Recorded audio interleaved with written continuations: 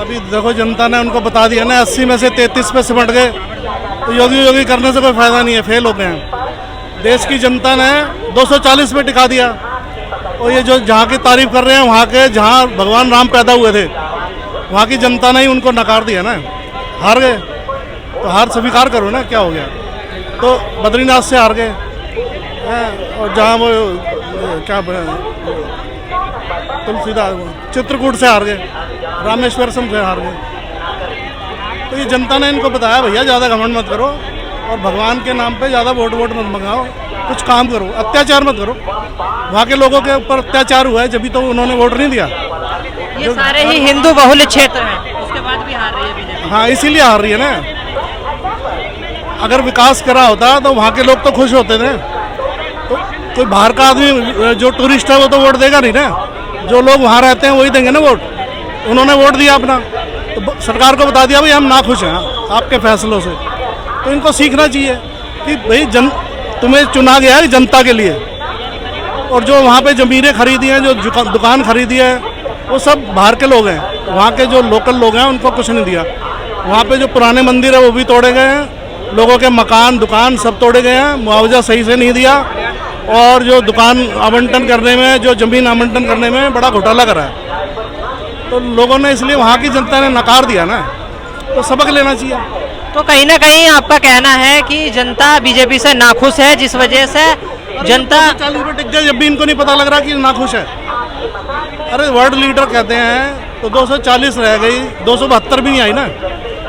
तो अब इस संदेश को सुनना चाहिए कि लोग नाराज हैं भैया तुमसे। अगर इन्होंने बहुत ये 4-5 साल से वही गा रहे जी, ये कर दिया वो कर दिया, इतना विकास कर दिया, तो विकास कर दिया तो विकास करा होता तो भैया 400 से प्लस आती ना, 400 पार। बगैर मतलब में ऐसे ही बोल दिया। लाल किले से पिछले साल बोल दिया था 15 अगस्त पे प्रधानमंत्री जी ने कि मैं फिर आऊँगा। तो आने का मतलब नहीं है। अब तो ये जोड़ तोड़ की सरकार चल रही है। इनको अपना जो है ना खुद का ये सोचना चाहिए कि हम जो जनता के द्वारा जनता के लिए चुनी गई है ना सरकार, वो जनता के, क्योंकि ये हमारे सर्विस प्रोवाइडर हैं, कोई राजा महाराजा नहीं है पुराने ज़माने के। ये सैलरी लेते हैं, ये सुविधाएं लेते हैं, जनता के टैक्स के पैसे से लेते हैं ना। तो जनता के पैसों से करो ना, जो जनता के अपने भलाई हमने दिया भैया, तुम ऐसी प्लानिंग करो जिससे दुखी हो गए थे कांग्रेस से लोग, तो कांग्रेस को हटा दिया ना। तो इनको लाए कि भैया कुछ करेंगे, पर 10 साल हो गए, लोगों ने बड़ा इंतजार करा, 10 साल भी इंतजार करा, हुआ क्या? कुछ नहीं हुआ। बजट भी आ रहा है जो अभी आया है, उसमें गरीबों के लिए, मिडिल वर्ग के लिए कुछ नहीं है, खाली पूंजीपतियों के लिए बजट है। बताइए जी। ये कह रहे हैं कि अयोध्या से हार गए। भाई साहब को मैं बता दूंगा, अयोध्या से तो बहुत जीते हैं। फैजाबाद लोकसभा हारे हैं हम, अयोध्या विधानसभा से तो बहुत अच्छे वोट मिले थे, हम वहाँ से जीत गए। और दूसरी बात है, ये कह रहे हैं कि पूरी दुनिया को पता है, पूरी दुनिया को ये भी पता है कि भारतीय जनता पार्टी अपने दम पे 240 लेके आई थी। इन्हें शायद ये नहीं पता है। ये जिन लोगों की बातें करते हैं वो लोग लड़े कहाँ? एक का पंजा हुआ, दूसरे की साइकिल हुई। वो लोग अगर अपने दम पे लड़े होते तो जो राहुल गांधी 99 पे फूंक मारते, बहुत दम लगा के संसद भवन में उछल रहे हैं ना, वो उतना भी नहीं उछल पाते।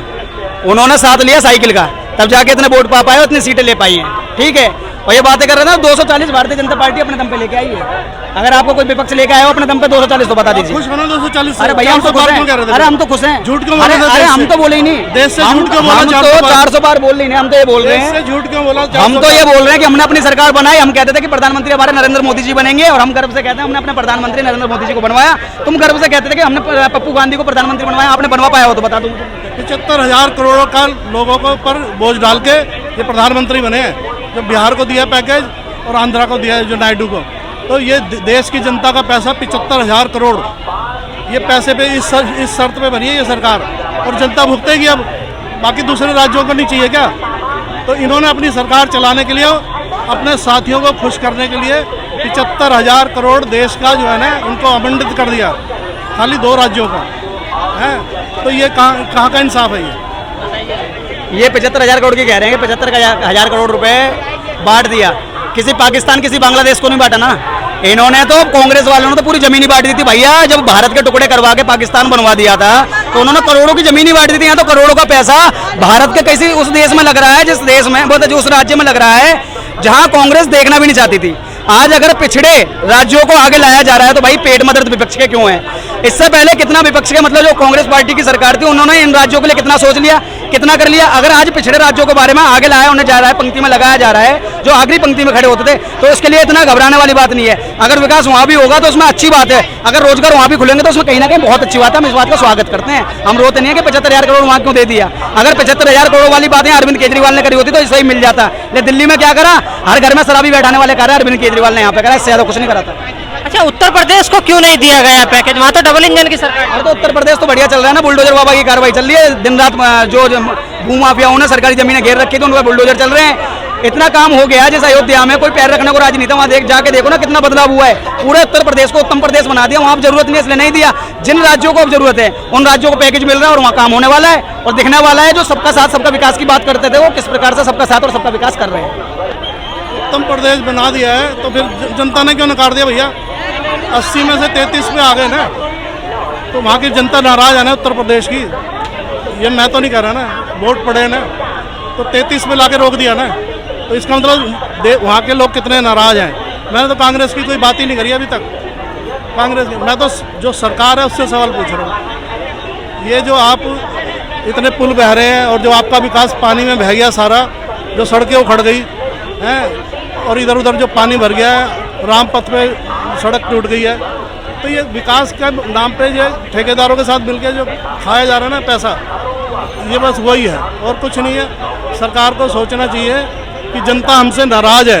ये अभी भी उसी पर हिंदू मुस्लिम के मुद्दे पे चल रहे हैं। हिंदू मुस्लिम का मुद्दा तो फेल हो गया है इसी इलेक्शन में, लोकसभा में, तो अब फिर दोबारा वही बात कर रहे हैं कि नाम लिखो, नेम प्लेट लिखो, कौन हिंदू है कौन मुसलमान है।